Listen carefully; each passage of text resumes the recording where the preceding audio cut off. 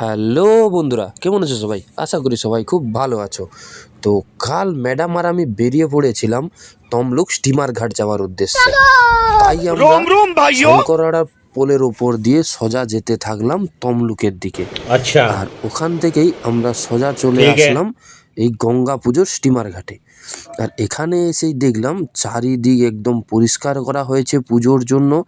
তাই ম্যাডাম আর আমি গাড়ি রেখে দিয়ে সোজা যেতে থাকলাম নদী পাড়ের দিকে।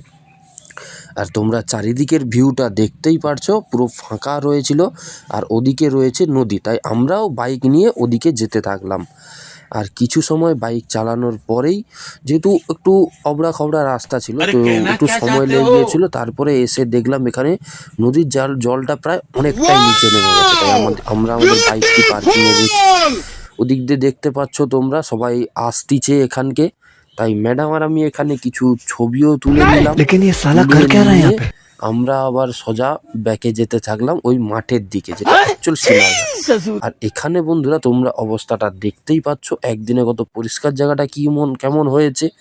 আর এটা হলো মন্দির, গঙ্গা মায়ের মন্দির দেখেই এদিকে পিছনে দেখলাম বক্সও রাখা রয়েছে।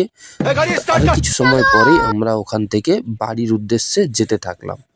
আর ওখান থেকে বেরিয়েই আমরা সোজা চলে আসলাম রাধামণি সিগন্যালে।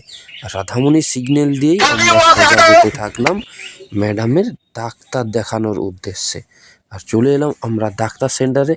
ডাক্তার দেখিয়ে নিয়ে আমরা সোজা চলে আসলাম হরিদাসপুরের এই দাদার দোকানে।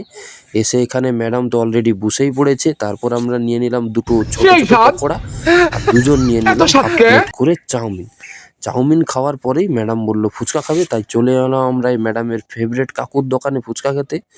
আর বন্ধুরা, এই স্টেশনারি দোকানটা রয়েছে হরিদাসপুরে। তোমরা এখানে একটা মেয়ের যাবতীয় সব রকম জিনিস পেয়ে যাবে, তো অবশ্যই ভিজিট করো। আর এখান থেকে আমরা সোজা চলে এলাম বাড়ি। তো চলো বন্ধুরা, দেখা হচ্ছে পরবর্তী ভিডিওতে। তত সময়ের জন্য টাটা, बाय बाय टाटा।